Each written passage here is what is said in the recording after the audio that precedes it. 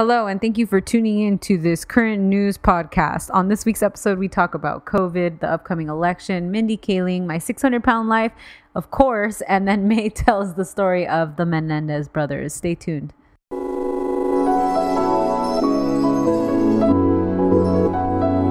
What up, fam? It's good, feels good, right? Yeah, I know it, dude. And without further ado, we broadcasting live from CA to NY. You don't remember the big ass rooster?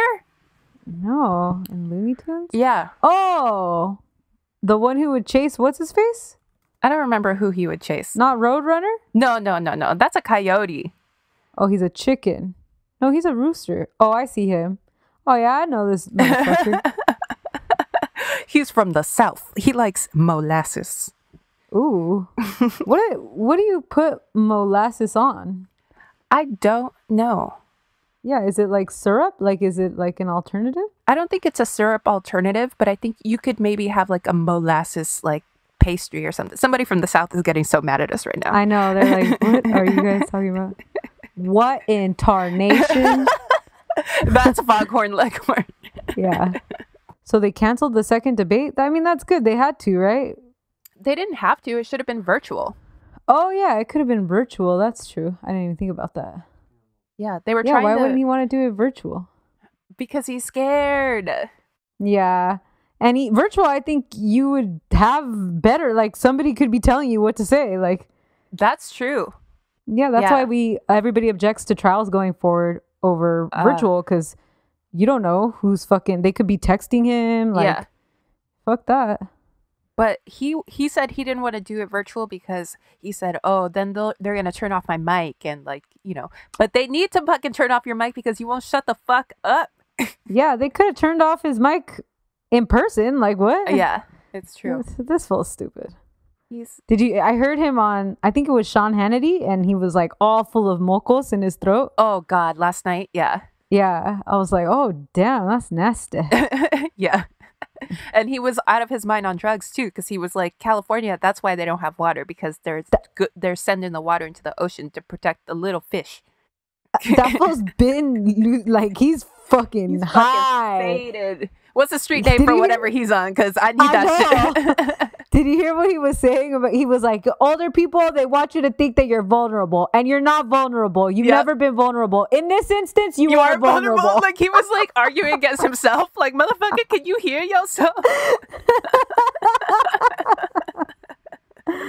Yeah, he's fucking losing it. And yeah, he said he found a cure. Sana colita de rana is what he found. I know. Donald Trump's gonna send every American a bottle of Sprite, some ginger and some vapor. It's like, guys. Yeah, he doesn't look good, dude. He doesn't sound good. He doesn't look good. Why doesn't he? I feel like people would have so much more respect. I mean, it's ridiculous that he got it, but people would have more respect for him if he just like took it seriously now. Like, oh, okay, I'm so sorry, guys. Like, I'm fucking sick, you know? Like, yeah. I saw Pelosi was saying she wants to have somebody evaluate him to see if he's determined to be like competent right now. Like, right. The 25th Amendment. Should you be fucking working, bro? Like, go lay down. Yeah. Not like you do much work anyways. No, but, for real. Yeah, but the little work you do, like. One time when I was, speaking of the little work I do, one time when I was working at AT&T, I was like sick. This was like years and years ago during college, and I was in the back in the break room, and I was just like doubled over like the break room table. And I was, how stupid that we do that, right? I know, it's fucking stupid. I was listening just call off to that REM song, Everybody Hurts. That song's so good. And then my boss came to the back and he was like, go home. Yeah, like, what the hell are you doing here? Somebody needs to do that to Trump. Like, play him that REM song and send that motherfucker home. You know he wants to cry. You know when you're so sick that you just want to cry, like it hurts so bad? You know that fool wants to cry. Just let it out, bro. We won't judge you. Yeah. I mean, that's one thing I won't judge you on, crying. You think Pence got it? I mean, once again, what's going on? Let's tell everybody when we're recording, because things are fucking changing left and right. I know, quick. So it's Friday, October 9th. And we'll see what happens. It's 4:20 p.m. Fool. Hey, fool. 420, fool. Oregano.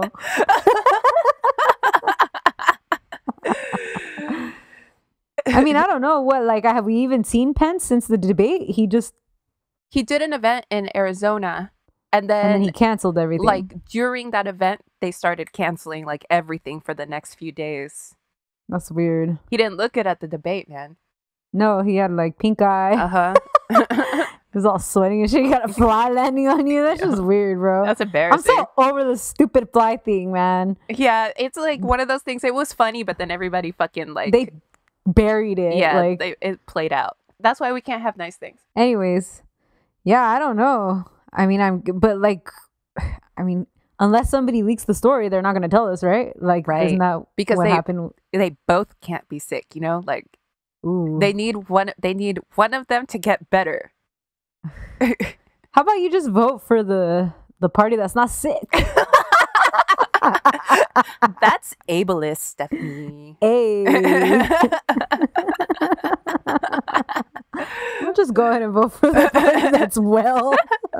I saw some psycho GOP person that's like running for the GOP, or she might be a representative or something in Congress, but she was like, don't you guys find it weird that only Republicans have been getting sick? Yeah, stupid bitch. Did you see Speak's response to her? No, what did he say? It was perfect. Deanna Lorraine, she said, does anyone else find it odd that no prominent Democrats have had the virus, but the list of Republicans goes on and on? Uh-huh. And then Speak responded to her and he said, it's because your party is full of dumbass science deniers that likened wearing a mask to slavery. You're greedy, individualistic, and no regard for collective safety. It's what y'all deserve. That's the ticket. It was like the most truth. Yeah. I was like, ooh, this is so good. I saved that shit. Shout out to our friend Speaky F Baby. Please say the baby. How about the rest of the folk that since we last recorded got it? Chris Christie's still in the hospital, dude. Yo, and we're not hearing like any updates about his condition. And he has asthma on top of being like pretty obese. Yeah. That's scary. Kellyanne Conway. And shout out to what's her daughter's name? Claudia no. Conway, who also has it. Yeah, shout out to Claudia Conway, just breaking news stories out here like she's fucking Politico and shit. My greatest desire is for Claudia Conway to come out of this like semi-normal. Seriously, poor girl. Yeah, she's got a fucked up home life. Yeah, I think she's already kind of gone. Yeah. Melania, they really haven't said how she's doing, right? I know. That's kind of weird. Mm-hmm. But how old is Melania? She's like in her 40s, I think. Okay. Damn, really? No way. Yeah. She's 50, man. Oh. But still, a young 50. Gwen Stefani's 51. That's crazy. I know more people than that got it because I remember they were sure. Like dropping like flies. Yeah, it was like a grip of them. Yeah. Anyways, good luck to y'all. It looks like Rudy has it. I mean, they haven't said that Rudy Giuliani has it, but he just looks decrepit all the time anyway. So. Yeah, he looks bad. How old is that fool? He's like 500 years old. Yeah, he's undead. So I remember Rudy Giuliani, like after 9/11, when we were little, like people like that fool. He was a hero. America's mayor. He was fucking like so. I don't know. It's fucking crazy to me. He's 76. Fuck, he's older than Trump. Oh yeah, he looks bad. Yeah, he looks like shit. Yeah. He's never recovered ever since Biden destroyed him in like his first debate or something. This is like in 2008. He said the only thing Rudy Giuliani knows how to say is a noun, a verb, and 9/11. And ever since then, things have not gone well for this man. Never been the same. Sorry to this man. How do you fumble that bag though? Like all the goodwill that you got after something like that. Because you're a complete piece of shit, right? Like, yeah. Yeah. How fucked up are you? Remember when, so in 2016, he was on Team Trump And he would say shit like, you know who I saw on 9/11? Donald Trump doing good work. You know who I never saw? Hillary Clinton. And then people started dropping all the pictures of Hillary like in a mask, like literally side by side with that motherfucker. Yeah, ground zero and shit. Yeah. Fuck that fool. What a douchebag. I hear tonight the president is going to do a live fucking medical exam on Fox News. Shut up, May. Yeah, because nobody believes. Are they going to say okay. his weight finally? You know, did you see they keep blocking it out? yeah. You know Yeah. what's like fucking ridiculous that we can't trust what we're being told because they put out his vital signs. I think it was yesterday or the day before. They had his heart rate at 69.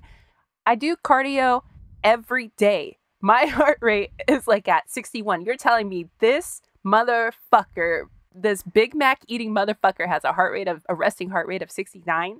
Yeah, that's crazy. Yeah, well, he's fat. I mean, just to lug around that body, yeah, like it's got to be hard. Dude, speaking of lugging around the body, I fucking watched my 600-pound life this week, and I watched this episode of this girl who was 30, and she weighed 740 pounds, May. Could she walk? 30 years old. Yeah, she could walk. And Dr. Now was fucking pissed.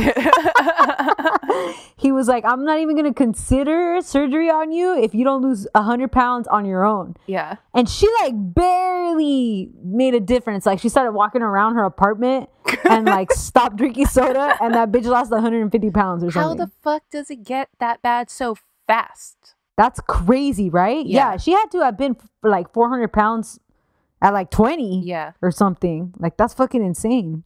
Oh, that's sad. Yeah, that one was really sad. Like when she stood up on the thing, she was like, I haven't weighed myself in like fucking years. Yeah. And it said 740. She just started fucking crying. Oh, so what happened at the end? She fucking got into the 300s. What? She was like, I want to change. I want to live. Like she was like, I want to live. I'm young, you know? That's a good thing that she's doing the change when she's still young. Yeah, because I hate when they go and then they don't change. Yeah. It's like, fucking, why'd you put your whole family, yourself, like everybody through that? That's you know? a really dangerous surgery. It's super dangerous. And then it's never convenient for any of them. They always have to move or like do all this shit. Like that girl, she had to move and she moved by herself. She left like, of course she was married, by the way. She left her mans behind and like. Damn, I can't even get a text back. Shut up. Yes, you can't. You're stupid. Yeah, that shit was crazy. Anyways, but when you're lugging around that much weight, like doing like just like a lap is probably like fucking for real, a shit ton of calorie loss. Yeah, but what you really need to do is like address the mental thing. Like you need to go to therapy to figure out what the fuck. How did you get here? Like that?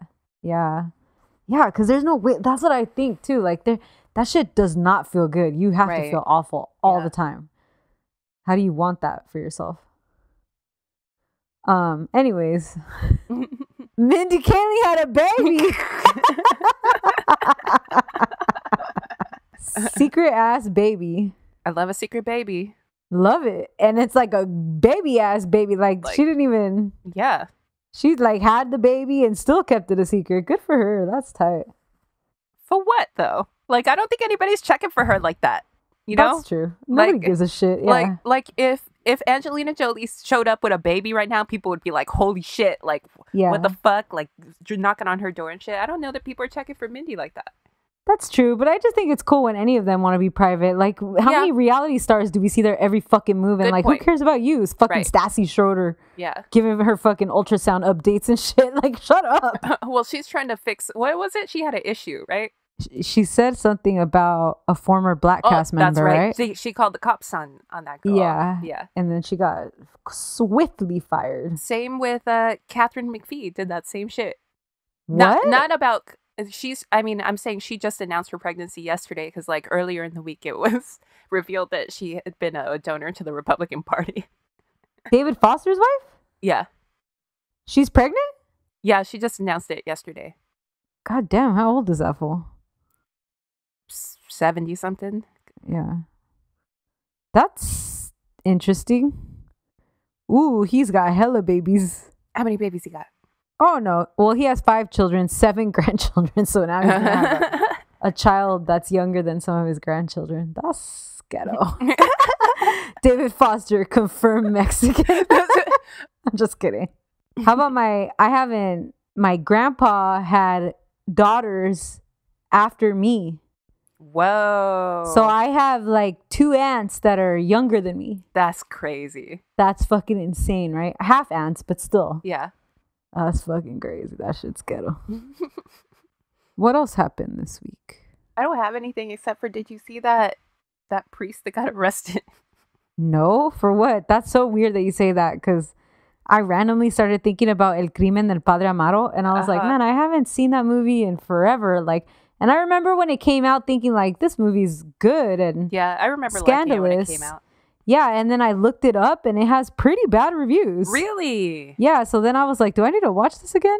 Anyways. I'm gonna rewatch that shit. Oh my God, he's so hot in that movie. Oh, I still have a thing about Priest to this day because of that Who movie. directed that? That's so weird. Maybe my uncle was a Carlos Carrera? Well, this priest was arrested for having sex with 2 dominatrixes in Louisiana on the altar in the church.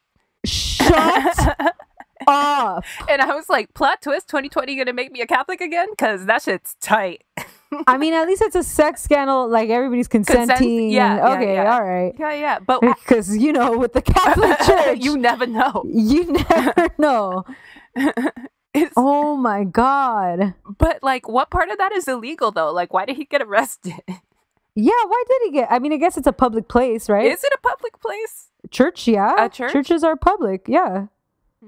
That's why they don't fucking pay taxes and shit. Well, no, that's not why, but it's a public place, yeah. Huh. Yeah, so I saw his mugshot and everything. Oh my God, man. The dominatrix looks dope too. She's got those Betty Page bangs. This is interesting. I mean, I'm weirdly conflicted about it. Like, very shocking, but like, oh, okay. It's not that bad.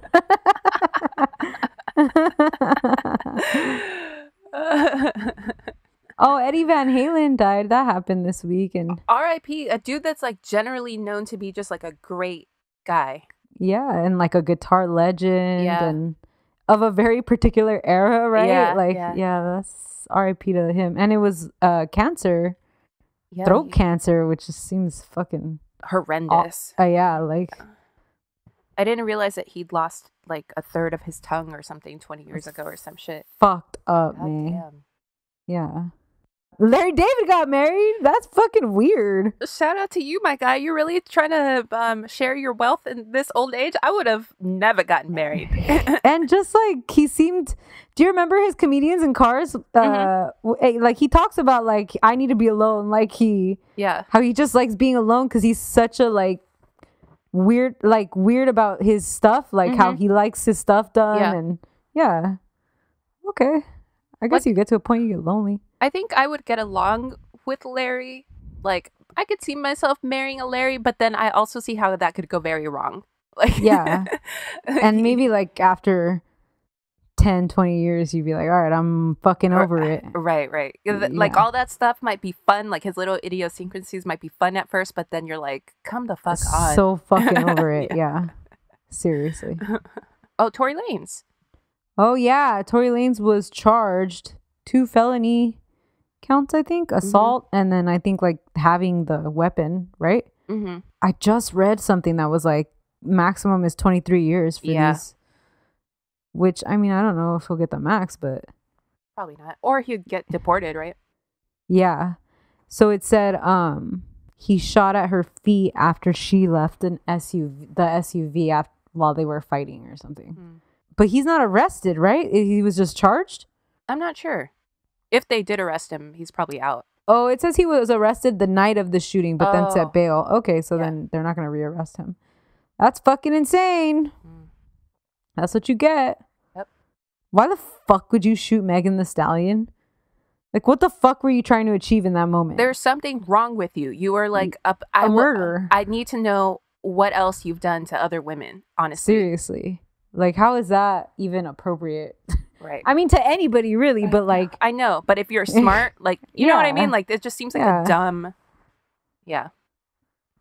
How about the guys that tried to kidnap the governor of Michigan or whatever? Oh my God, man. Was it Michigan or Minnesota? I think it was Michigan. That was so crazy. Yeah. And stupid ass Trump, man.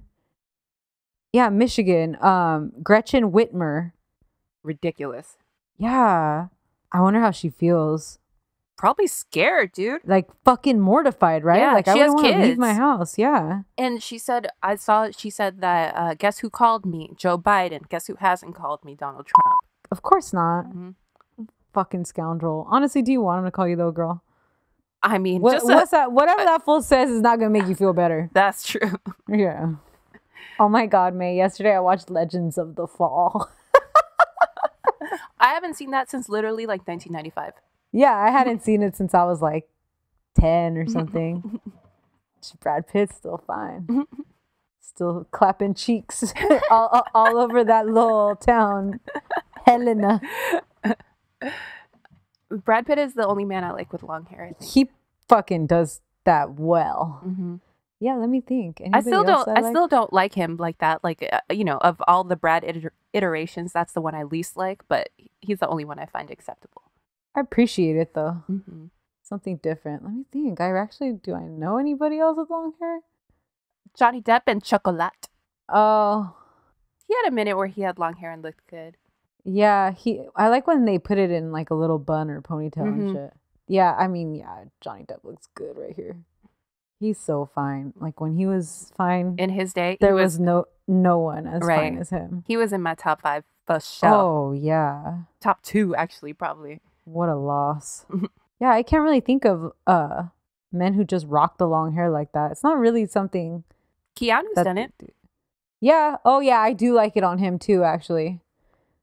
I mean, and then I like dreads, so I like when those are long. Yeah, me too. And I like Lenny will have long braids and dreads. Oh yeah, Keanu like this. Oh yes, he's so fine. He's got great hair. Actually, now that I'm thinking of it, my all-time babe, Brendan Fraser. Oh yeah, man. He looks good with long hair, like when he's George of the Jungle or whatever the fuck. Yes, you're right. Oh, that Jason Momoa guy looks okay with long hair. He's not my vibe, but right, he looks good on him. Looks good on him. Yeah, he looks dirty to me. Yeah, right. Greasy, man. Brendan Fraser. We should maybe do like a mini on him. Yeah, yeah. He had like a little sad bit there. Mm-hmm. So did Keanu. Honestly, shit. I'll take care of them both. Don't worry. That's rude, man. It's not supposed to happen in Beverly Hills. A movie executive and his wife were brutally slain in their $1 million mansion. I'm just a normal kid. Oh, Eric, you're a normal kid who killed your parents. Yeah, I know. What's up, everyone? My name is Stephanie. And my name is May, and this is the Drama Club. This is the podcast about celebrity scandals, gossip, drama, pop culture, movies. Oh, sorry. It's because I'm trying to look for long-haired men, by the way. Damn, foiled by your thirst again. You know who else has long hair and I hate it on him? Brandon Boyd. Oh, yeah. Well, I like it on him. I think it looks fine. Like when he was young, because now he looks like shit. But yeah, now he looks awful. He also has red tattoos, and that doesn't look good on everybody. Oh, I like the way they look on him, though. Yeah. Yeah, he could pull off practically anything. In his day, he could pull off practically anything in my book. He was really a great looking. But he's got that Johnny Depp vibe. Yeah. Anyways, welcome. Okay, it's my turn. I'm excited. I don't know what you're doing, and I like when I don't have to do much. You're a lazy lay. Yeah. I'm just gonna lay here and let you do all the work. A quick shout out to Los Lakers, who hopefully put it away tonight. Lakers in 5, baby. Lakers in 5. It's Championship Friday, everyone. Yeah. Don't fucking at us. We're not here to discuss this. All right. What do Duran Duran, the Eurythmics, Menudo, and the Rambo films all have in common? What? A Cuban American businessman named Jose Menendez. Oh. Today, we're going to talk about one of the biggest scandals of the 80s and 90s, the murder of Jose and his wife Kitty by their sons Lyle and Eric. Man, I'm sorry, you can take out your last one. What? What a vibe. So buckle up and settle in, because this one's got drama. This is cool. I every time I think of doing the Menendez Brothers, Yeah. there's so much content. So fucking much. And I'm like, I much. can't do this. Yeah. Like, I wouldn't know which one to look at, to reference. Right. How many fucking documentaries? There's E! True Hollywood Story on this shit. Oh, God, I forgot about the True Hollywood Story. I should have watched There's that. so much on them. Yeah. Trigger warning, if you don't know anything about this case, there's a lot of alleged child abuse of all kinds, so be prepared. For this, I watched the... Forgot about that. I forgot about the trial. For this, I watched the 2017 series, The Menendez Murders, Eric Tells All. That one's on Hulu. I think it's like 4 episodes. It's good, but obviously it's from Eric's point of view. So, like, it's very sympathetic to him and his brother. Right. Also on Hulu, I watched the special Truth and Lies, The Menendez Brothers, which is kind of opposite because it's pretty tough on the guys. Wow. I've seen that one's been getting recommended to me. Oh, really? Yeah. It's like one of those 2020 specials. Like, it has like literally footage of like Barbara Walters interviewing It's like them and an shit. hour or something? Uh-huh. Yeah. Okay, cool. I didn't rewatch it for this, but of course I did see the Lifetime movie starring Courtney Love as Kitty Menendez a few years ago when it came out. That one, I remember that one being trash, and not in a fun way. Like, that one was just trash, so don't waste your time on that shit. Also, a few years ago, I watched the Law & Order True Crime series about them, starring Edie Falco as their attorney, Leslie Abramson, which is inspired casting, and that should have been great, but I never finished it because it was fucking boring, so don't go out of your way to watch that shit. Wow. And now you've reminded me of the True Hollywood Story. I know I saw that back in the day. Like, Yeah. That one used to be like a fake, because VH1 would play that shit. E would play that shit. Yeah. So I imagine people like that one, Right, you know? yeah. Needless to say, I've seen a lot of Menendez Brothers shit in my day. So, because I'm a messy bitch and I live for the drama. So, ask me anything. Same, man. Same. Okay, so to understand what the fuck happened here, we need to learn a little bit about Kitty and Jose. Mary Louise, or Kitty Anderson, was born in the suburbs of Chicago on October 14th, 1941. Happy birthday, I guess, right? I know, yeah. Seriously. I know for sure that Kitty has at least 2 siblings, a brother and a sister. It's tough with Kitty because for some reason there isn't a whole lot of info on her online, like at least not as much as you would imagine, and especially compared to literally everybody else in the story. Yeah, that's sad. Mm-hmm. Anyway, Kitty came from a very middle-class family, what we'd call quote-unquote normal, except for the fact that her father was very abusive to her mother, both physically and emotionally. Oh, no. He would also beat the kids sometimes. Oh, no. When Kitty was a kid, her dad abandoned the family to shack up with his mistress, and this fucked Kitty up big time. I bet. Like, ever since then, it's like, it's only Imagine a matter the of time. 50s that shit happened? Exactly, because people just stayed in those fucking loveless, fucked up marriages forever, which is not better, but like... Yeah, I mean, like, and then on top of it, I don't know, like, that doesn't happen. Like, it's a scandal. It's a like, huge scandal. Yeah.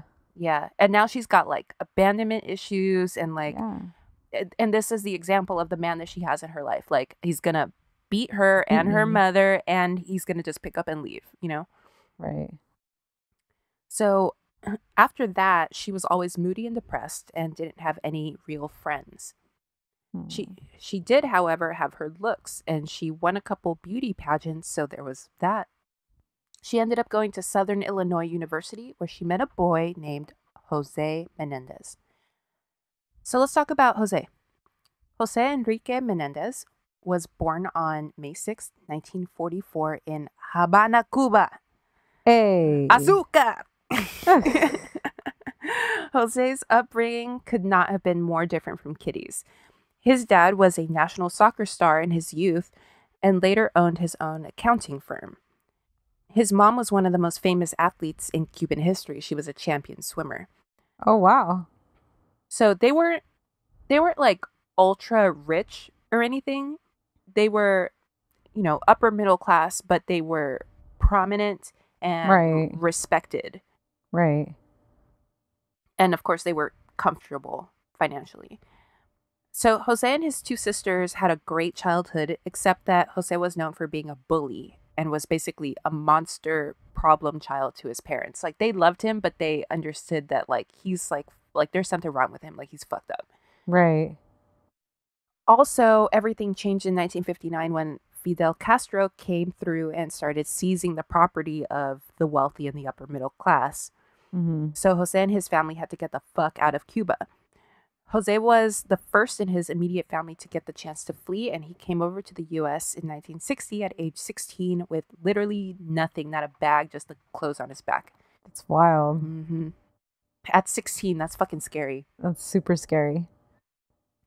He worked as a dishwasher while he lived in the attic of some extended family in Pennsylvania and worked his ass off in high school to ultimately earn a swimming scholarship to college. He'd wanted to go to an Ivy League, but there just wasn't going to be enough money for that, so that's how he ended up at Southern Illinois with Kitty. The Ivy League thing would end up being a huge chip on his shoulder, it seems, and more on that later. Also being a dishwasher, because he'd come from such a prominent family. Yeah, like he has an ego. Exactly. So he needs it to be stroked. So that really fucked him up because he thought he was too good for that. He was like, how, like he would look around and be like, how the fuck did I end up here? And I will never, ever allow myself to stay here. Like, Right. Period. So that's definitely part of his like villain origin story. So Kitty and Jose met and fell in love and wanted to get married right away, but their families weren't having it. First of all, they were really young. Jose was like 19 or 20 and Kitty was only 3 years older. Also, Kitty's parents thought Jose was trash because he was Latino, and Jose's parents thought Kitty was trash because she came from a broken home. But whatever, it was love, and the two married anyway in 1963. Kitty worked as an elementary school teacher, and Jose used his accounting degree to become a CPA. Okay. Mm-hmm. That's pretty good. That's really great. I'm an accountant. Have you heard that thing? What? Nobody asks you any questions when you say you're an accountant. Yes. Who says that? Where is that from? Sorry, it's from TikTok. I opened TikTok because I want to find it. Yeah, I saw that. It's really funny. I think it's some gay guy who just made the song.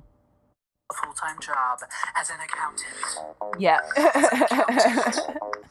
Nobody asks you questions. That's fucking tight. Like, It's honestly, yeah, I'm gonna start telling people I'm an accountant because Right, because it's like boring. And like, you know what it is, so you don't really have questions, and it's boring, so you're just like, okay. whatever. Yeah, and then you can't ask them for help with anything. Right. So it's like, all right. Not like me. People want free legal advice up the ass. The couple moved first to New York City and later to New Jersey when their first son, Joseph Lyle Menendez, was born on January 10th, 1968. Kitty quit her job when Lyle came around, and just in time, too, because she would soon have her hands full when baby Eric was born on November 27th, 1970. Damn, that's fast. So fast, back to back. It's weird because Jose and Kitty sound super in love at first, especially because they had this like star-crossed lovers shit going on. Yeah, people didn't want them to be together. Right, and they had like their perfect little family with their two perfect little boys, and yeah, it's just like it set them up to be perfect. But by all accounts, they were very cold to each other and don't show each other or their children any affection. Ooh. Yeah. Then why have them? Right. What the fuck? Well, I think at that time that's what you were expected to do. Expected, yeah. Meanwhile, Jose was crushing it at his job. He was poached from his CPA job by one of his clients and rose through the ranks of that company to become president all within 3 years. God damn. This fool was like ruthless. Yeah. But then in 1970, he became involved in a power struggle with the board and ended up leaving to work for Hertz, the car rental company, Okay. as an executive in the leasing division in 1971. Okay. So now we're at a whole other level. He's an executive at a big-ass corporation. And bam, by 1973, he's the CFO. Jeez. Yeah. And bam, by 1979, he's the worldwide general manager. Holy shit. So by all means, this was a meteoric rise. And you don't shoot up to the top of an industry like that without making some enemies. Right. You will not find a single person who worked with or for Jose, and for that matter, anyone who knew him at all, even in a personal capacity, who would say something nice about this asshole.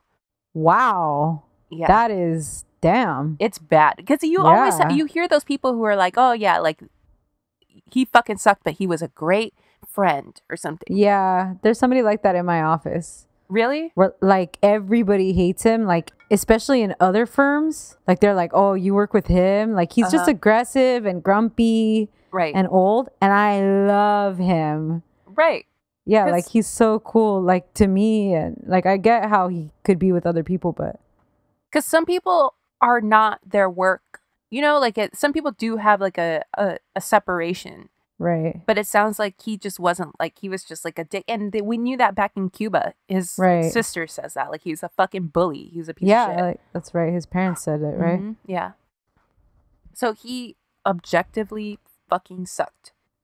Quote, he would manage to have the right words to ridicule and intimidate and humiliate and manipulate anyone that was present so that he could control. That's Marta Menendez Cano, Jose's sister. Oh, damn. She said that on the fucking stand, by the way. Damn. So he's just like the absolute worst. Also around this time, he started seeing his main mistress, Louise. He also frequented sex workers, but Louise was like his main bitch in the city, and they had their own friends and their own life together, and they were together like this for almost 10 years. That's so wild. That seems so exhausting to me. Right. Yeah, just leave truly. your wife. Like, exactly. Why are you gonna do this? But he made it clear to Louise that he wasn't going to leave Kitty, though. And I don't think Louise was trying for that either. Because she had all the upside, right? Like, she'd get him, like, on the weekends. And, you know, they would have, like, little parties together at her townhouse that I'm sure he was paying for. And, like, you know. Yeah. Anyway, Kitty would eventually find out about this and his other affairs. And let's just say Kitty did not take it well. She already had issues because of what her dad did to her mom and her family. Right. So she just thought this was the ultimate betrayal and that it was history repeating itself, which made her fall into a deep depression, allegedly exacerbated by an alcohol and pill problem. Ooh. Also, according to her sister Joan, Kitty had anger and rage issues, so it was a fucking mess. Wow. But God forbid anyone find out that the Menendez family was anything less than perfect.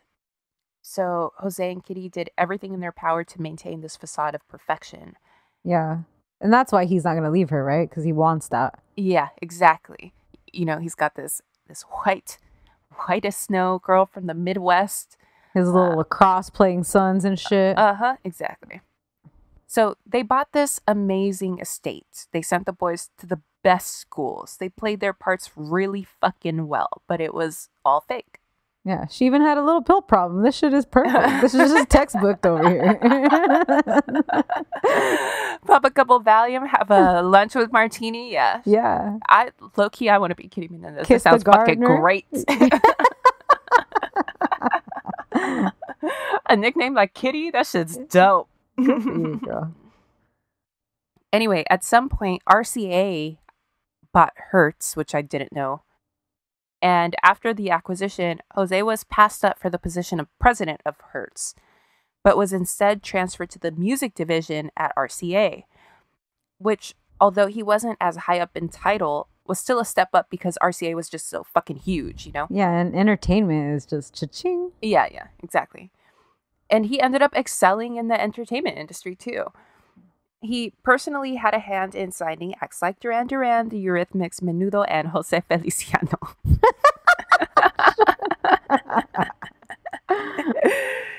The man just had a fucking Midas touch or something. It's crazy. Then, in 1986, he left RCA when he was offered the position of president of a video distribution and production company called Live Entertainment.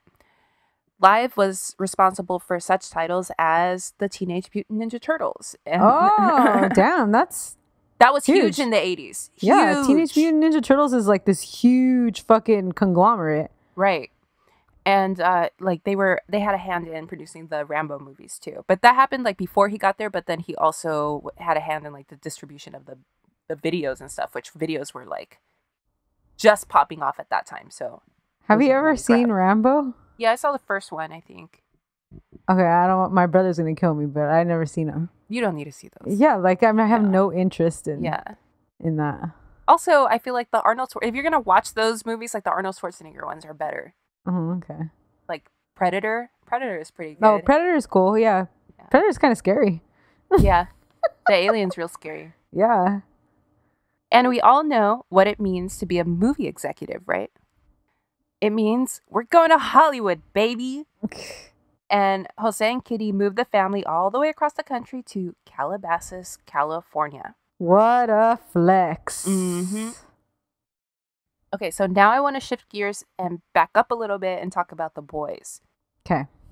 It's also like weird. This was also an issue like at the trial and stuff that we refer to them as the boys. Yeah. They're like men. Grown. But it's just like shorthand. Like they're, Yeah. Anyway. So from a storytelling perspective, this topic was kind of hard because I'm sure everyone knows the gist of the story, but still you want the story to unravel in a compelling way. So I haven't revealed too much about what's really going on because I kind of want to paint the picture that most everyone saw from the outside. Right. Because it became so shocking. Exactly. Yeah. And it makes like what is coming up next that much more shocking, Right. But let's talk a little bit about how the boys grew up. They were expected to help maintain that Menendez facade just like Kitty and Jose did. They were expected to be perfect. Nothing less than perfection was accepted from them, particularly by Jose, who viewed and treated them as what a lot of people would later refer to as quote-unquote thoroughbred horses. Oh, fuck. Yeah. They were the ultimate and literal manifestation, aside from his wealth, of course, of his success and his achievement of the American dream. Oh, he's a fucking dance mom. Yeah, exactly. Like, to Jose, if his sons weren't the best, they were failures. And by extension, he was a failure. And Jose motherfucking Menendez was not a motherfucking failure. Right. Oh. So from the jump, expectations and pressure for both Lyle and Eric are at levels that are just impossible to maintain. Kitty and Jose would do the boys' homework from like kindergarten through high school so that they would get perfect scores. Oh my gosh. But then, of course, the boys would fail the tests. And then Lyle would ultimately prove to be a mostly meh student. Eric was okay, a mostly B student, but academically, neither of them lived up to expectations. Oh. I mean, it was never going to be enough, honestly. Right. What were they going to do? Right. I mean, I guess go to an Ivy League. That maybe might have appeased him, but Right. yeah, for how long? Uh-huh. Someone like that is never satiated. Is that right? Yeah, I think that's right. Is insatiable. Yeah. Are they tall? They are, right? Yeah, they're kind of tall. Okay. Oh, they're 6'2". Yeah, they're pretty fucking tall. Yeah, they're pretty tall. All right. Anyways. Both boys played tennis from a young age. Lyle was good. Eric was really good. He was at one point ranked 44th in the country for 18 and under players. Oh, damn. And he had aspirations to play professionally one day. Jose made sure that the boys had top-level tennis coaches, but would participate in their training sessions by verbally abusing them and berating them if they weren't playing to the standard that he deemed acceptable. So, yeah, it's like, it's exactly what you're saying. It's that he's never satisfied. Right. I, for one, if I had a child who was ranked 44th in the country at anything, I'd be like, oh, damn, like, that's amazing. I would have to stop myself from like overpraising them. Right. Because I'd be like, I'm going to fuck them up this way. Like, right. Yeah, they're going to think they're God. So, although Lyle was somewhat social and well-liked at school and with girls, the boys weren't really allowed to have friends. Certainly not close friends. No one could really come over to their house or anything like that. So besides each other, they were only really close to some cousins. And even then, the cousins were all sort of kept at some sort of a distance so that no one could get close enough to see the cracks in the Menendez facade. This is fucked up. This is like I don't want to say that.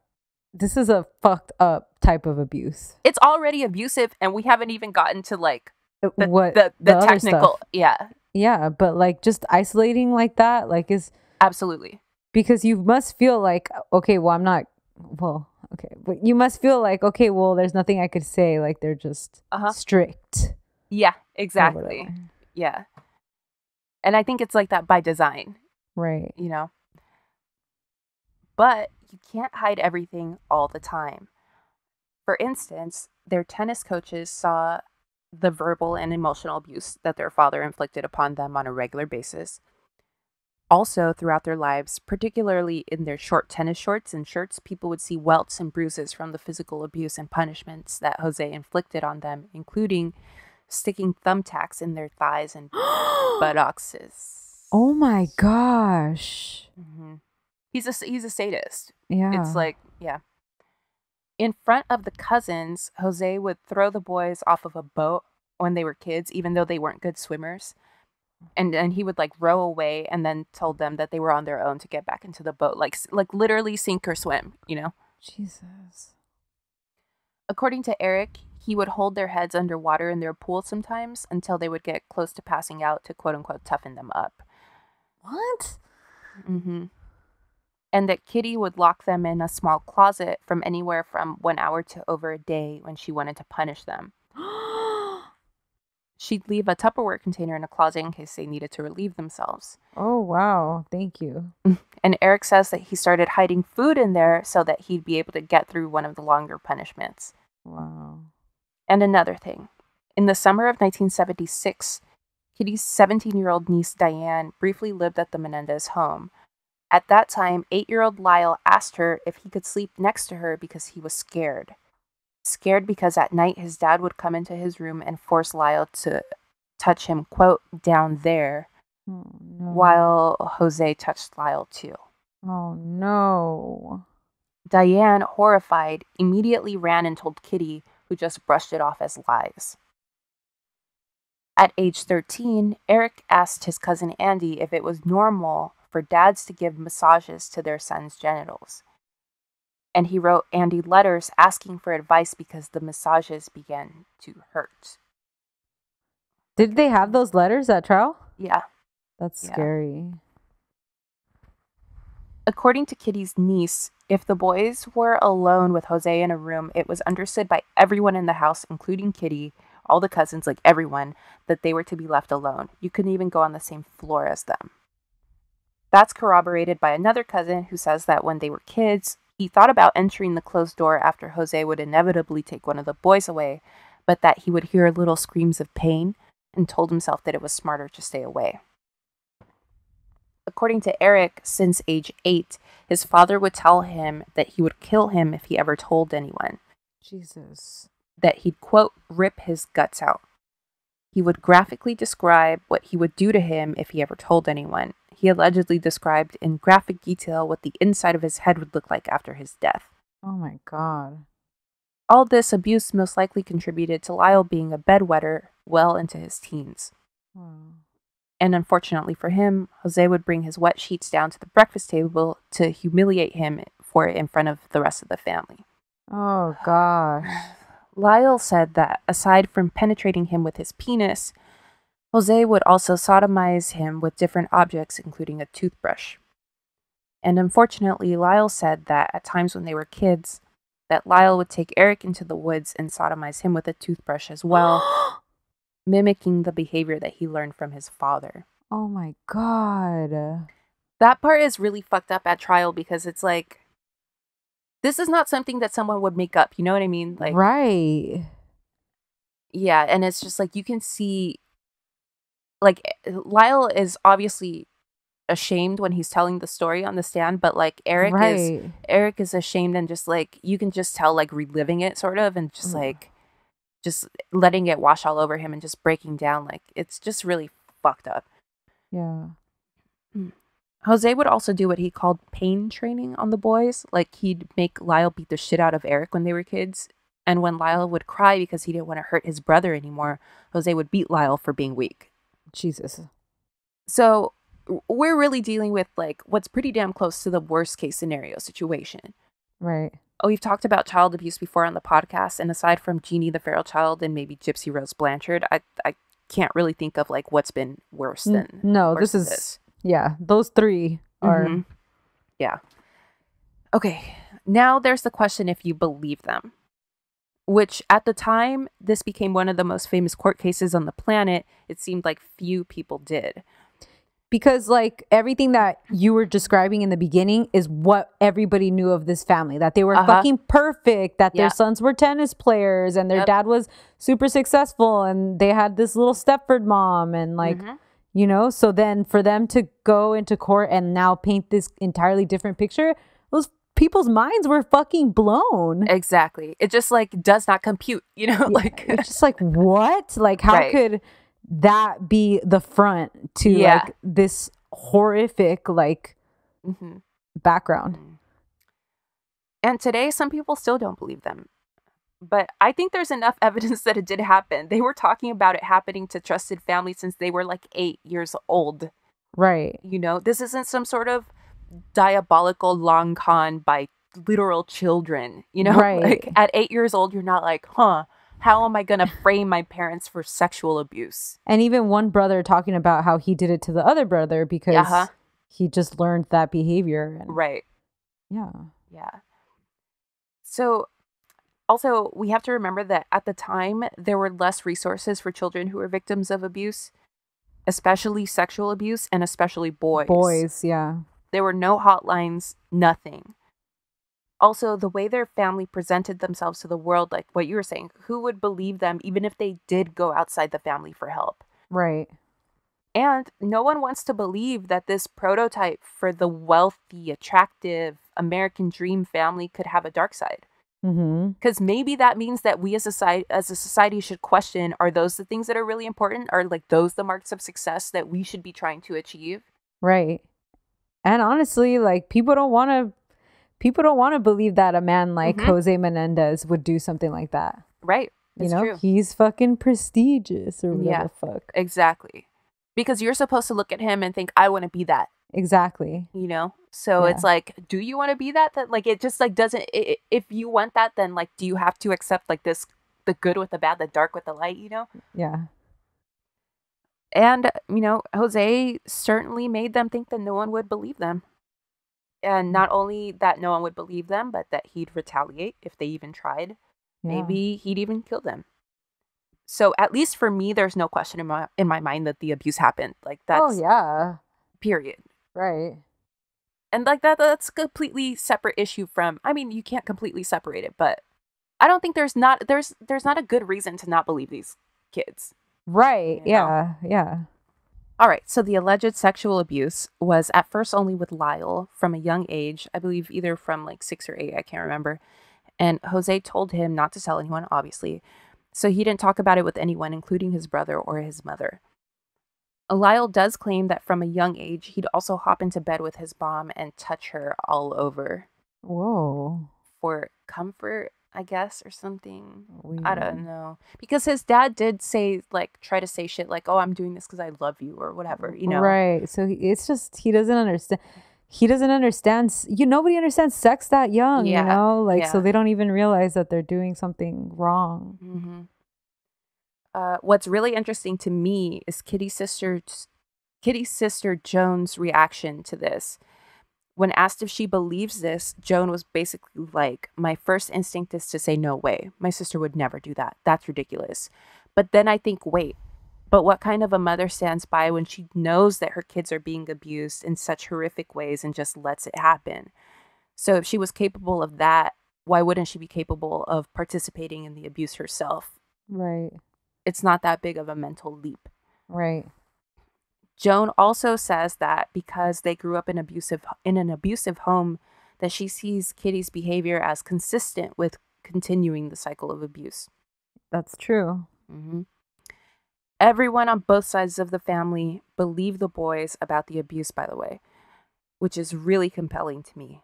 Yeah. Everyone except Kitty's brother, Brian. He doesn't buy any of it at all. Not the physical abuse, not the emotional abuse, not the sexual abuse. He's like, my sister was a saint.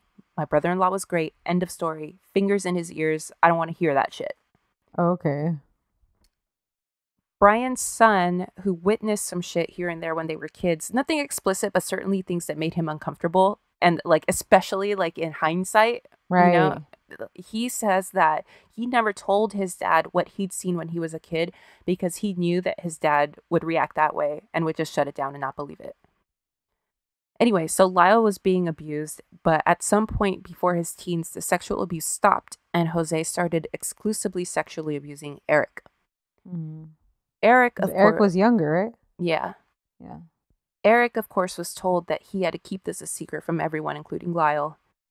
And the difference being that apparently the sexual abuse of Eric never stopped. Oh, no. Okay, so prior to the move to California, Lyle gets into Princeton and moves out. He actually didn't have the grades to get in, but he was good at tennis, and his dad made a $50,000 donation, so that was that. Okay. Jose bought his son's way into an Ivy League school. Okay. But I mean, like, mission accomplished, right? That's right. what he fucking wanted. Right. He's also, I was going to ask you if you think this is, because I certainly see this with immigrants, but I'm sure it's like more people, but like the more success their children have and like the flashier his children's clothes are and stuff, like the more that he seemed to take that as like pride. Yeah, success of him. Like that was a reflection on him, which is like, yeah, I don't get that, but yeah, I think that a lot of immigrants feel that way. That's why like so many immigrants push for their kids to be like the two most like safe, successful like careers. doctor, lawyer. That's it. That's like what every immigrant parent is going to tell their kids. Doctor, lawyer. So yeah, it's 2020. Tell them to get into tech. Come on now. Right, step your game up. Yeah.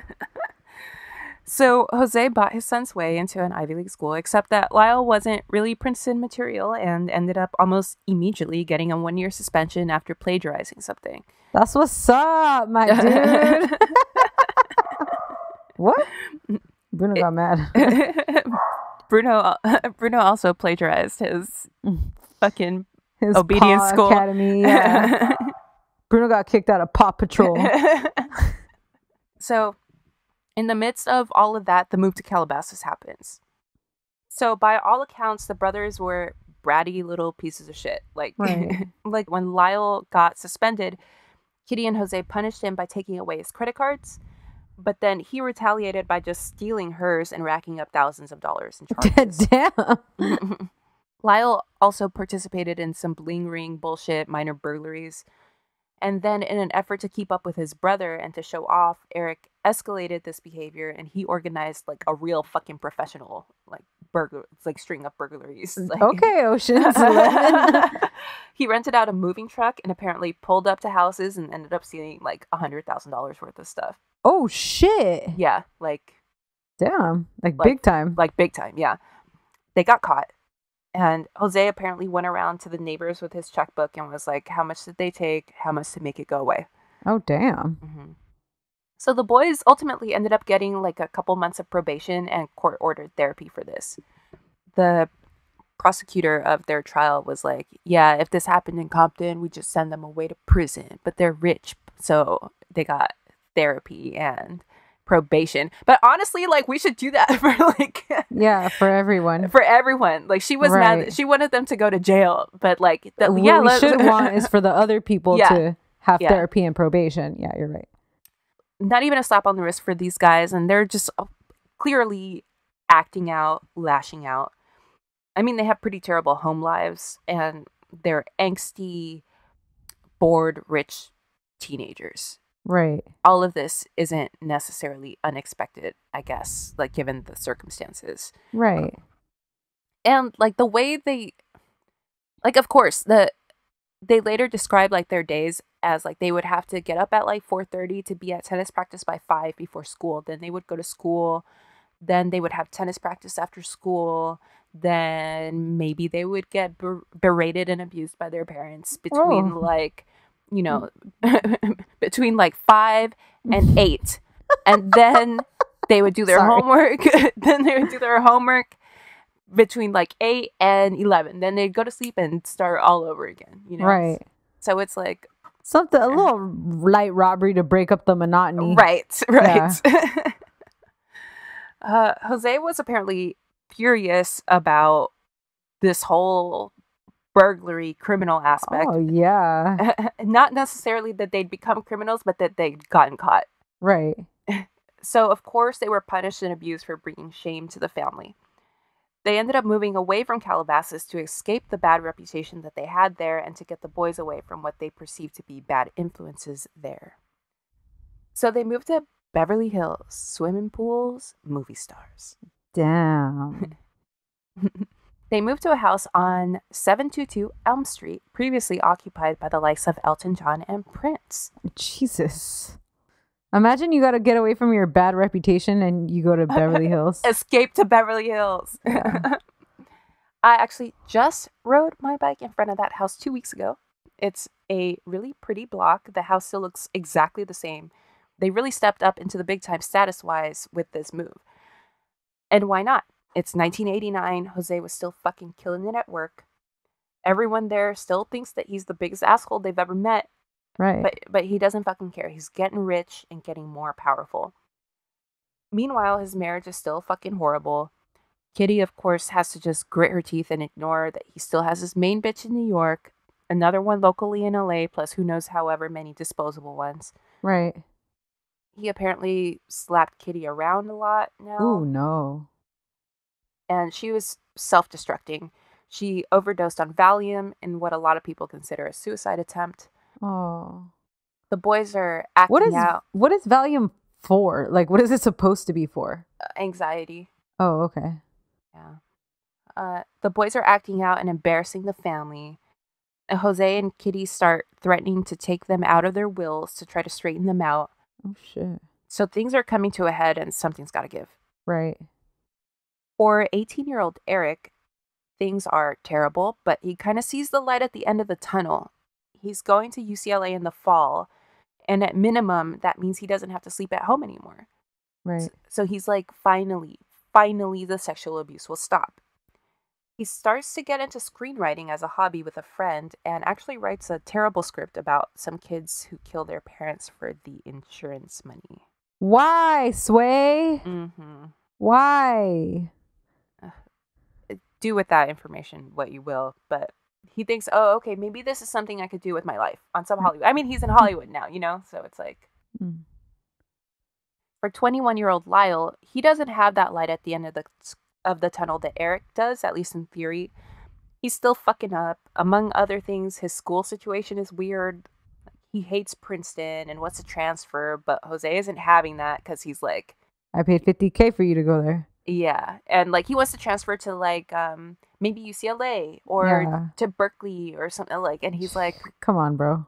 Yeah. It's not going to happen. Uh-huh. He also has a girlfriend that Jose doesn't like. Jose thinks that she's only in it for the money. Yes. So what? Then Lyle gets into a huge blowout fight with Kitty, and Kitty rips his toupee off. Ooh. Apparently, Lyle had started balding, and Jose thought that this was unacceptable and forced him to wear a toupee. Wow.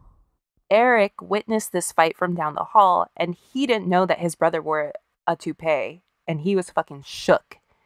And it sounds weird that this was a tipping point, but it really was. Yeah. Eric was like, I can't believe that I didn't know that about my own brother. Right. There are too many secrets in this house, and I feel like that ends today. So he ends up having a complete breakdown, crying, and spilling his guts to Lyle about the sexual abuse. He says something like, you know what Dad used to do to us when we were kids? It's still happening. And it never stopped. This apparently sends Lyle into a rage. And he's like, you know what? Don't worry about that anymore because it's never going to happen again.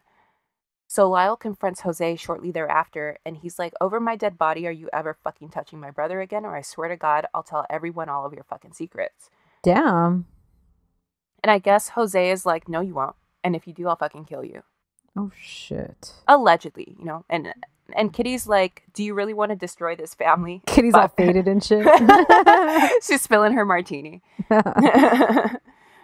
So, yeah, Kitty's like, fuck that. Quote, I hate you. I wish you had never been born. I could have been something in my life if it wasn't for you. Oof. This was also something that she told Jose's sister on a few occasions. So like she said it, you know. Right. That's like very like of that era. Like that reminds me of Betty Draper. Mm-hmm. Like someone who just shouldn't have had children. Exactly. You would have been so much happier. Yeah, someone who just had children because it was expected and like really wanted her own identity. Mm-hmm. And then it's just so fucked up for them back then too, because it was like, you have children, you stay home, you know? Exactly. It's That's not your like- identity now. Yeah. Now you're a mom. Now you don't even have a name. You're mom in the house. Yeah, seriously. So they don't even get at least like the fucking, I don't know, at least a job like where you could go at least be yourself for a while. Yeah. And if you did have that, then you were judged by like Yeah, all you're the a shitty women mom. who couldn't do that or wouldn't do that or something. I Right. actually just read the Stepford Wives, and it's like a lot about that. You might like it. It's really quick. I read it in like a day. Oh yeah, maybe I'll rent that. So yeah, Kitty was starting to be pretty open about the rage and hate she had for her sons. Allegedly, she also really did rewrite her will on the family computer and made sure that the boys knew that she did it. So some people say like, oh, this was when they decided, Yeah. but we don't really know, because actually, like after the murders, they brought in someone to like wipe their computers. That doesn't look good, but I mean, I guess it was smart because Yeah, what were they going to find on there? Yeah, How to yeah. kill your mom. They're going to find that script that that fool wrote that was like, two brothers named Shmerick and Kyle. Fucking idiot. So according to the guys, they'd now started to fear for their lives. So they take a friend's ID and drive down to San Diego and buy some shotguns for protection. This is where I'm kind of on the fence about their story, by the way. Like I said, I don't doubt the abuse, but things are about to get murky. Mm-hmm. The family chartered a boat in Marina del Rey on August 19th, 1989. And according to the guys, this is when their when their parents told them about this trip, like they looked at each other terrified. Like is this gonna be it? Like, are they gonna make us disappear on this boat? Right. Fuck, I wouldn't go on a boat with that dad. Or they, maybe they won't make us disappear, but maybe we're going to have some sort of accident and they can like get rid of the evidence on a boat. Like they just like it sounds like they're real paranoid, or at least that's their story, that they're real fucking paranoid. Right. According to the captain of the boat, all four of them were acting weird and on edge and didn't really interact with each other. What a fun day. Right. Why do you ever want to, like, Eric and Lyle obviously don't have a choice. Like, if their dad says we're going to go on this fucking boat, you're going on the boat. But, like, right. Why? Yeah. So, at the end of the day, obviously nothing bad happened on the boat ride. Cut to a couple nights later, August 20th. Jose informs Eric that, oh, by the way, I don't want you living on campus full time. You're going to have to stay at home 4 nights a week. Where's Eric going? Sorry. UCLA. Oh, okay. This causes Eric to break down. Yeah, because he didn't want to sleep there anymore. He didn't want to get abused anymore. Yeah. He takes that to mean that Jose is going to continue to rape him. And that's why he wants him to stay home and that this is going to go on forever. Right. By the way, Eric at the time does not seem like a stable person. Like, you can later see footage of him on the witness stand during their trials, and he's just like a broken, sobbing mess. Like, right. So I can absolutely picture him straight up having a nervous breakdown when he tells Lyle what happens. So Jose and Kitty go into the family room to watch the James Bond film, The Spy Who Loved Me. Apparently, Lyle goes downstairs and has a big fight with them over the Eric situation. At some point, he comes back upstairs and tells Eric, they're going to kill us. It has to happen now. So they go out to the car, they load the shotguns, come back into the house, go into the family room, and just start blasting. They practically literally blow Jose's head off. Kitty doesn't die instantly. We know that because there was some blood found on the tread of her sneakers, like she stood up to try to run away. The guys have to go outside to reload their guns from the ammo they have in their car, and they come back in to finish Kitty off point blank. Then they wait. They think for sure that the police are going to get there any minute because the houses in the neighborhood aren't particularly far from each other. Right. But this is Beverly Hills. One of the funniest things about this story is how often people want to bring up Beverly Hills and the culture in Beverly Hills. Everyone loves to say, in Beverly Hills, like they're Kyle Richards in every one of her Real Housewives intro taglines. Right. Anyway, in Beverly Hills, apparently people don't know what gunshots sound like because Or they just mind their own business. Oh, true. But the neighbors apparently heard the gunshots, but they were like, huh. Fireworks. Fireworks, exactly. They were like, they must be fireworks. Rich people don't shoot each other, so they definitely weren't gunshots, and I definitely don't have to call the police. Right. Anyway, back to finding my next tax loophole. So after a while... Fucking, am I right? So after a while, they're like, the police aren't coming. So they pick up all the shotgun shells and go discard the weapons by quickly burying them off of Mulholland. Then they go to the movies to try to establish an alibi. Oh. And they try to meet up with a friend that they had previously made a date with at what I saw described in an LA Times article from the time as, quote, Beverly Hills restaurant, the Cheesecake Factory. Shut up, man. That's what's up. It was 1989. I wonder when Cheesecake Factory became popped like off. Yeah. everywhere. Yeah. And That's I funny. don't, is there still a Cheesecake Factory in Beverly Hills? I don't think so. I doubt it. Yeah. Anyway, their friend stands them up or is like super late or something, but they don't end up finding him, which sucks because they're trying to the whole point is they're trying to establish an alibi, you know? Right. So they go back home, and at 11:47 p.m. they make the infamous 911 call. Oh, yeah. There actually is a Cheesecake Factory off of Rodeo. Really? Yeah. What? On North Beverly. That's funny. Hey, man, rich people love cheesecakes. Everybody loves cheesecakes. That kind of shit is universal. So anyway, you hear Eric crying hysterically in the background.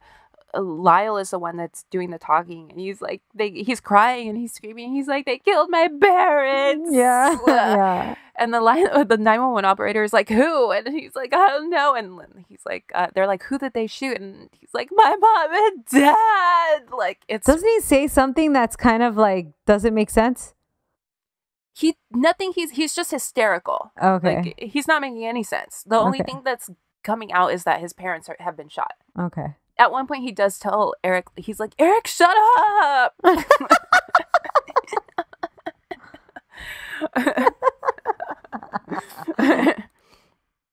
The police get there literally within 2 minutes of the call. Oh, yeah. They don't got shit to do over there. Right. Yeah. They have, I think I read that they had 2 homicides in Beverly Hills a year. Mm. Yeah. So the brothers are taken to the police station that same night for statements and aren't considered suspects at all. They were a mess during the questioning and explained that it's possible that their parents were victims of one of their father's shady business partners. I mean, the crime scene did resemble a mafia-style hit. Yeah, it's like crazy. Yeah. And the mafia did have ties to parts of Jose's video distribution business because they controlled the adult film industry at the time. Oh. So this wasn't like completely out of the realm of possibility. Right. But also, they didn't suspect the boys or even test them for gunshot residue or anything because in Beverly Hills, Right. money gives you endorphins. Endorphins make you happy. And happy kids just don't kill their parents. One of Jose's coworkers said that when he heard the news the next day, he felt sad because he wasn't surprised that Jose had been murdered. That's crazy. He said that Jose was in the top 5 people he imagined would have gotten murdered. That's fucking crazy, me. That's how much of an asshole this motherfucker was. I That's mean, fucking it's sad. Not for nothing, yeah. It reminded me of when everybody was real happy that Trump got sick. No, yeah, for sure. So anyway, that guy didn't suspect the boys either. He knew them. Like, he was like a close associate of Jose's. He assumed that the police were on the right track exploring the mafia ties. Because also it sounds like Jose would like try to make himself sound like a big shot. Like, Right. like he could take people out like if they crossed him or Right. whatever. But it doesn't sound like he really did have ties to like the underworld or anything. Anyway, the mafia lead quickly started falling apart by the next morning. First of all, the cops found a shotgun shell in one of Lyle's jacket pockets. And okay, sure, that looks bad, but who fucking knows? Whatever. Also, the morning after the murders, Lyle shows up at the crime scene and asks to go get their tennis gear. Oh. And the detective is like, what the fuck? Like, you guys just found your parents murdered a few hours ago and now you're trying to go play tennis? Right. And so the detective is like, where's the stuff? And Kyle was like, it's in the room with my parents. So everyone thought like they were kind of cold and weird. Yeah. Also, they lawyered up that same day, which the police didn't like. Yeah. I mean, it's smart, but like, it does kind of wave a flag, right? Yeah. Right. But I mean, I would lawyer up. I would tell everybody to lawyer up. Exactly. And Yeah. also, I think like considering you're about to have like a big estate to deal with, right? Like, it's probably smart to just like start moving in that direction. Yeah, anyways. yeah, exactly. Meanwhile, the story is spreading across Los Angeles and the country, really, like wildfire. It's huge. A brutal double homicide in one of the wealthiest, most exclusive areas in the world. This is like the plot of Nightcrawler. Right, yeah. So this is a fucking story. This is like what everyone's waiting for on edge. Like, there's like a red phone in every news bureau in the world that's like, yeah, it's happening. Yeah. Also, Lyle and Eric were poised to inherit their parents' estimated $14 million estate. Imagine that, May. 14 million. Somebody just from in 89. Nothing. Yeah, and from nothing. Yeah. Mm-hmm. It's fucking wild. I think that's closer to like 30 million in today's money from someone who literally the shirt on his back. The dishwasher. Yeah. Mm-hmm, That's fucking, that's, ooh, see, that's why people don't want to believe it about him. Like, you don't want to believe that. Right. Yeah. But it makes me more likely to believe it because you had to be ruthless who did you to kill do that along the way? Yeah. So, all right. So the police already have this strange feeling about the boys when, in the dumbest of dumb moves, they start spending fucking money immediately. Money. Also showed up to their house the next day in like new fucking tuxedos. They're like, hey, where's my tennis shit at? About to go hit up the Cheesecake Factory. I'm trying to picture the Cheesecake Factory off Rodeo. I don't remember ever seeing that shit. You got me fucked up with that one. Anyway, yeah, so they're spending money within 3 days. They go to Rodeo with their aunt and uncles to buy suits for the funeral. I mean, it kind of like snowballed from there because obviously, like, they're not gonna go to fucking Men's Warehouse to buy a fucking suit. You know what I mean? So like they're on Rodeo buying suits for the funeral, and then just pop into Rolex. Exactly. Yeah. That day they popped into Rolex, got motherfucking three Rolexes Each? total. Oh, But there's 2 of them. Yeah, that's wild. How many fucking wrists you got, bro? They're icy, man. Anyway, damn, $15K. Remember that it's 1989, so that's like 30K in today's money. Right. Lyle buys a 911 Porsche Carrera Special Edition. Oh my gosh. My dad also has a 911 Carrera Special Edition. I won't say how much that cost, but let's just say my dad didn't buy it on a fucking whim, you know? I remember the pamphlets and shit. Mm-hmm. Yeah. Eric buys a Jeep Wrangler. I love Jeep Wranglers. Yeah. And that's like a vibe. 90, what was this? 94? 89. All right. Yeah, it is a vibe. It's still, that's why I love that car because Yeah, it's like, it's timeless, you know? Yeah, it's a shitty car though. It's expensive to maintain too. Mm-hmm. All told, it's my understanding that Lyle spent like over $314,000 on his my God. shopping sprees over the next several months. After his parents were murdered. Mm-hmm. Eric spent closer to $9,000. They won the lottery. They're literally acting like that. Right. Yeah. But they also dropped cash on would-be business investments and deals. Lyle wanted to get into the restaurant business or something. He bought a diner type thing in Princeton. Mm-hmm.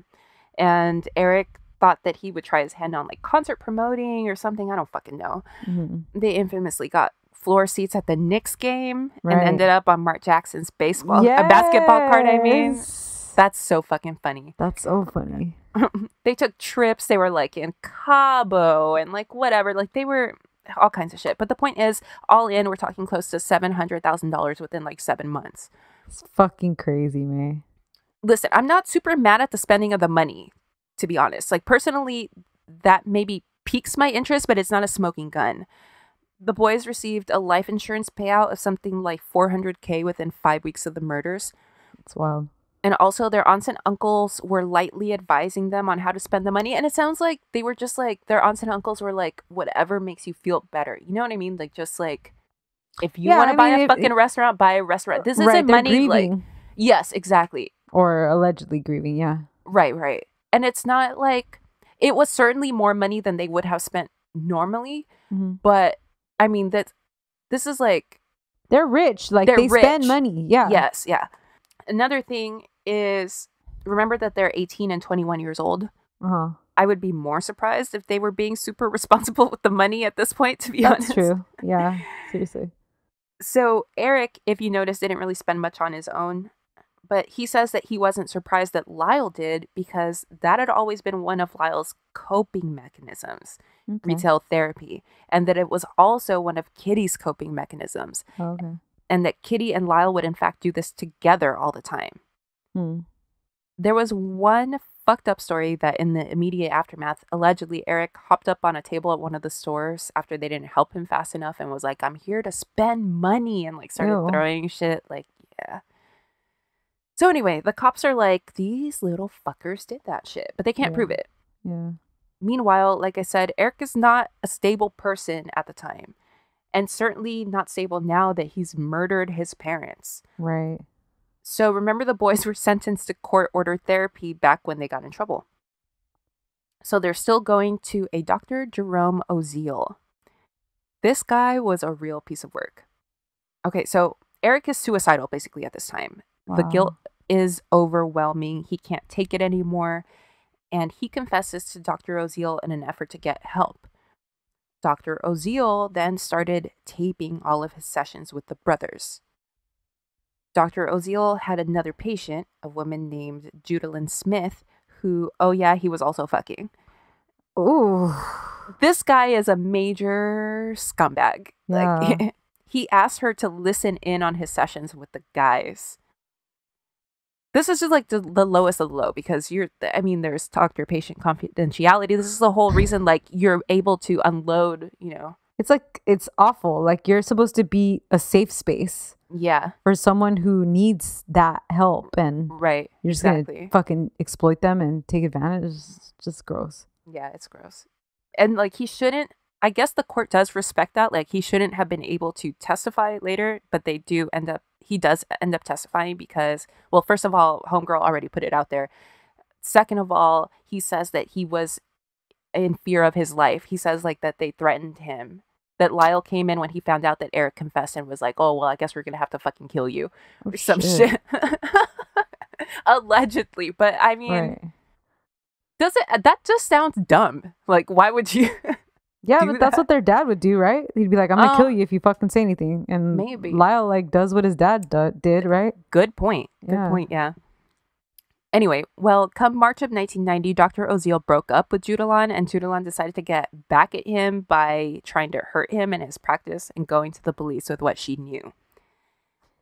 Shouldn't he have gone to the police like immediately? If he was actually threatened, then he should have gone to the police. What about with the confession? Shouldn't he have gone to the police immediately? No, because they weren't a danger to anybody else. But they had confessed to a murder. Yeah, I think you have to go to the police. That's protected.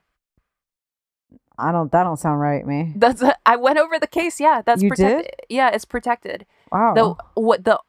That's why he had to testify that he was threatened, because that's the only way that he could bring it in. Yeah.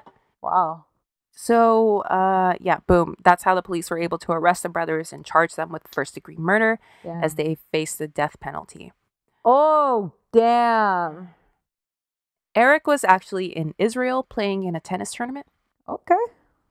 He was still kind of hoping to have professional success there. That's one of the things that he ended up spending money on too, like professional coaching and stuff.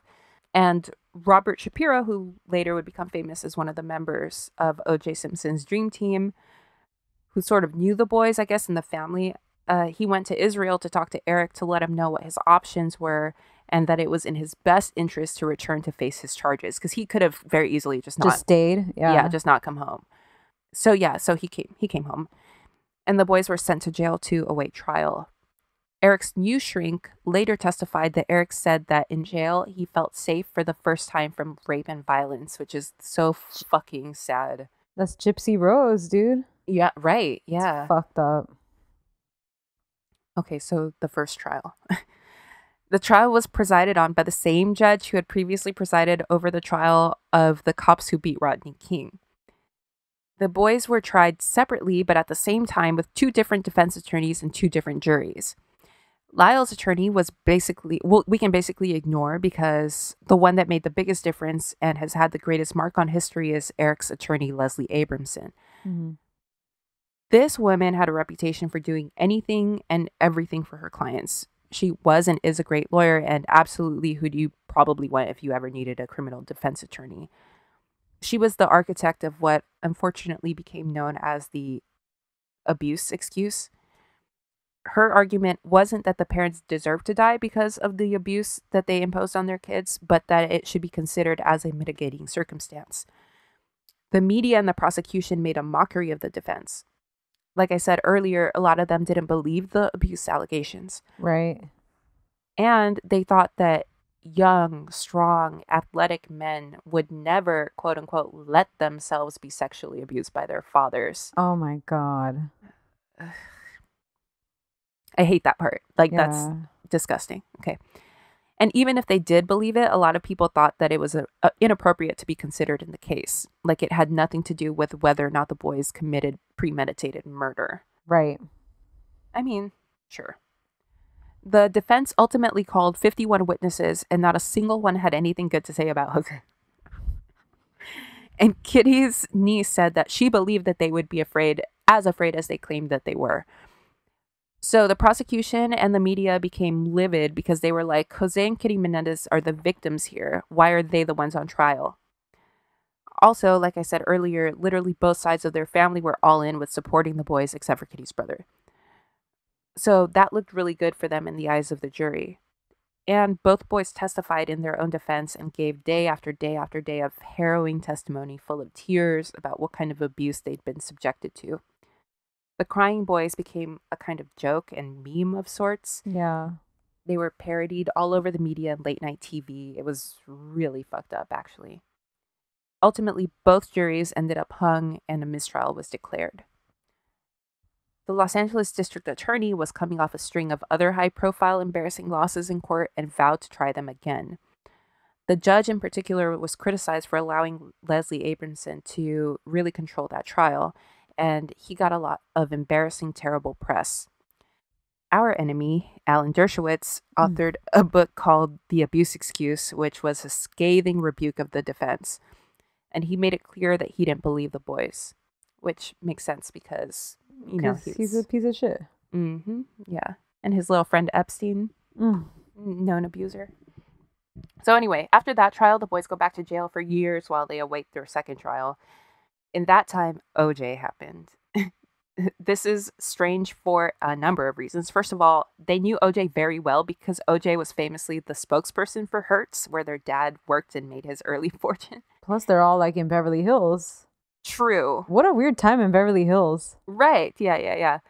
So, but when they were kids, so this is back in New Jersey, OJ would be at the house all the time, like come over for business dinners, play football with the boys and stuff. They were friends with, he was a family friend. That's weird. So they put OJ in the cell next to Eric. So Eric says that as soon as OJ walked in that first day, he was like, "Hey, Eric, how's it going?" Allegedly, he was the one who told OJ that he needed a new lawyer and connected him with Leslie, who connected him with Johnny Cochran because they worked in the same building. They were what's up. Johnny was in the office above Leslie. Yeah. So Eric and OJ spent months and months next to each other at the county jail.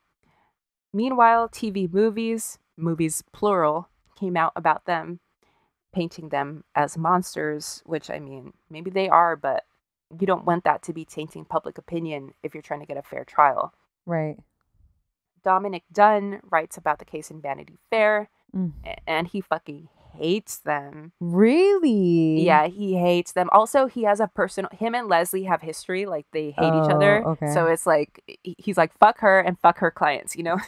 You did the story on Dominique, right? Yeah. Okay. So all this shit is most likely influencing potential jurors, which is shitty as far as getting a fair trial goes. Right.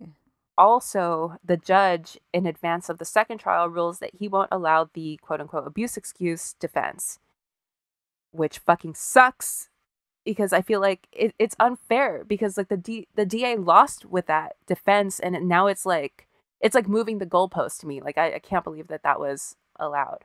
Right. Also, OJ got acquitted just 8 days before their trial was set to start. Oof. So now the DA has an even bigger need to save face and get these guys. Right. It's political now. Uh-huh. Then, during trial, Leslie was caught telling one of the expert witnesses, Eric's shrink, to alter his notes. Ooh. It's like she had told him before trial, like, erase this shit, like, erase something. But when during discovery, when the prosecutor asked for the notes, they accidentally sent over the unaltered notes. Ooh. So like during the trial there was a discrepancy with the notes, and then the judge was like, the fuck happened here? Yeah. And so Leslie had to plead the fifth. Oh shit. And after that, like, she kind of had to fall back. Like, she was basically a non-entity for the rest of the trial. It was a fucking disaster. Oh my God. Also, just prior to this second trial, Lyle told a writer that he had fooled half the first jury and that he'd do it again. God, man, will you shut up? What's wrong with you? So he didn't testify the second time because he'd have to either confirm this or perjure himself. Yeah. They ultimately were convicted of first-degree murder and sentenced to life in prison without the possibility of parole. So crazy. What year were they sentenced? I think it was like 96 or something. Fuck. The brothers were sent to different prisons for basically the next 2 decades. However, they recently were moved to the same prison and are able to see each other once a day during meals and rec time. You know what's really weird to me, or like kind of like I'm always like, damn, that's so weird. They weren't that close. As brothers? Yeah. I think they were pretty close, like, because their father didn't let them be close. You know? I know. They had to keep these secrets from each other. But they weren't that close. That's what I'm saying. They weren't that close. Like, considering like what they'd been through and shit. And what they did together. Right. Like, you would think that they would be like this like unbreakable bond or something. Mm-hmm. But Lyle didn't really seem to even realize what was up, like how fucked up Eric was. You think he would have popped off to Israel? Like, if you're really close to your sibling and you really know them and you like did this thing with them, you're not going to fucking leave them in that moment. No, it was Eric that was in Israel. Eric was in Israel? Yeah. Who was suicidal? Eric? Eric, yeah. Oh, okay. I'm tripping then. So Eric was like tennis. Just trying to like escape, you know? Okay. All right. That makes more sense now. I was like, why would he go to Israel if his brother's all fucked up and you just like committed this crime together? Right. Yeah. My bad. No, but you're right. They were, but I think they were as close as could be expected, considering like what was done in the home to try to keep them not close. I guess, yeah. I'm definitely way closer to my brother, and I'm not about to commit a murder with him. And you, and you guys are, you're closer and you're farther apart in age. These guys are like a year and a half apart or some shit, you know? Like, I think I remember their psychiatrists were like, it would do a lot of damage to keep them apart and like send them to separate prisons. But the court was like, I don't give a fuck. And like sent one to like Northern California, sent one to like Southern California. Part of their punishment, probably. Right. But then recently they are back in the same prison and they see each other once a day during meals and rec time. They both, like, it seems like they've been doing good time, you know. One of them runs like a hospice in prison, and like the other one runs like a group therapy type thing to try to help like other low security, or no, they're in maximum. Wow. Yeah, so they like both seem to be like doing the best that they can in prison. Right. They both married pen pals. They're both married. Yeah. And I think they were like hot for a while, right? Like women were into them. Thousands of letters a day. Yeah. Yeah. Lyle, I think, has been married twice. Like, damn. They've exhausted their appeal, so it's looking like they really will die in prison. Yeah. Yeah, how old are they now? They're in their 50s. Yeah. Probably one of the best statements, not the best, but most true in my opinion that I've heard on the case is that Jose and Kitty spent 2 decades building a bomb, and it's no surprise that it blew up in their faces. Yeah. So I feel like it's true. Yeah. I feel bad because I don't think that justice was necessarily served in this case. Like, do I believe they deserve to be punished? Absolutely. But life in prison without parole, that just doesn't seem like justice to me. But yeah, our legal system is really black and white with that kind, especially like in these kinds of situations. Like, look at Gypsy. Like, does she deserve to be in prison? I don't know. I don't think so. I mean, I don't know. I don't have the answer, but I don't think that doesn't seem like justice for me personally.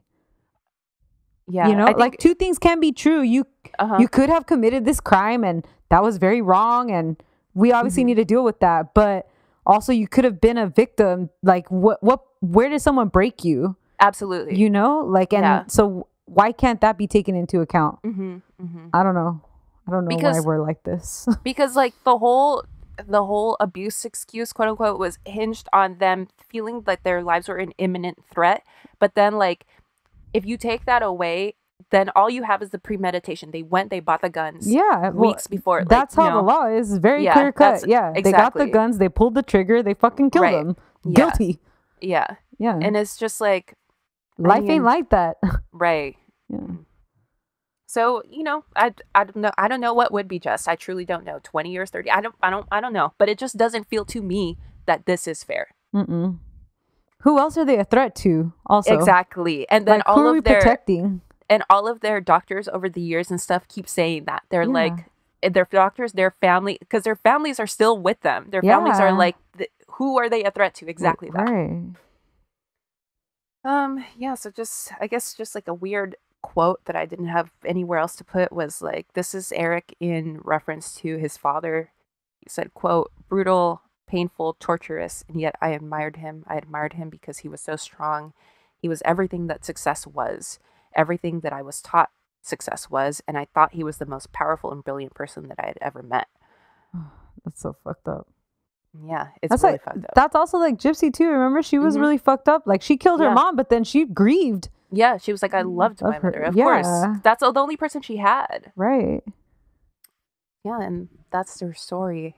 Of the Menendez brothers. Good job, man. That's a tough one. That's like, there's so much. We could talk about that one for fucking episodes. There's like a one thing that people keep bringing up where, like, imagine just a thought experiment, like if they were girls, like if they were Menendez sisters, people are like, they would for sure never have gotten convicted. No, or maybe definitely not life in prison. Right. Like, there is like another thing, which I don't understand that, like how we think, because I think we don't believe that abuse happens to boys, like, for whatever reason. But so we have these boys coming forward saying they were abused. Why don't we believe them then? Why would they say that if it wasn't true? Like, it's just so fucked up the way we handle like sex and sex crimes in this country. Yeah. I mean, I'd like to think that we've made some advancement since 89. And yeah, we have. And people say that, like, if this case had been tried today, like, just think about the jury today. Yeah, exactly. Please go to jury duty. Put that. I hate when people are like, I want to get out of jury duty, and I'm like, no, you're exactly who needs to be on jury duty. Like, you're very like reasonable person, smart. Yeah. No, it's fine. You're there. You're bored. Whatever. You get paid. Get used to it. You get paid 8 hours if you work full time if you're a full time employee. They have to pay you 8 hours. If you're a part time, no, you get paid like a half day or something. No, you don't. Nothing. They don't have to. Yeah. Well, that was this week's episode. Hit us up on Instagram and Twitter at Drama Club Pod, on the website dramaclubpod.com. On the hotline 505-539-0556, at our PO Box number 27433 LACA 90027. Leave us a review wherever you listen to podcasts. Vote as soon as possible if you're doing a mail-in ballot. I did for the first time. Good, congrats, man. For president. That's so awesome. I voted in the midterms. Yeah, but still, that's so awesome. And go Dodgers, go Lakers. Tune in next week. Bye. Bye. However, whatever with your however.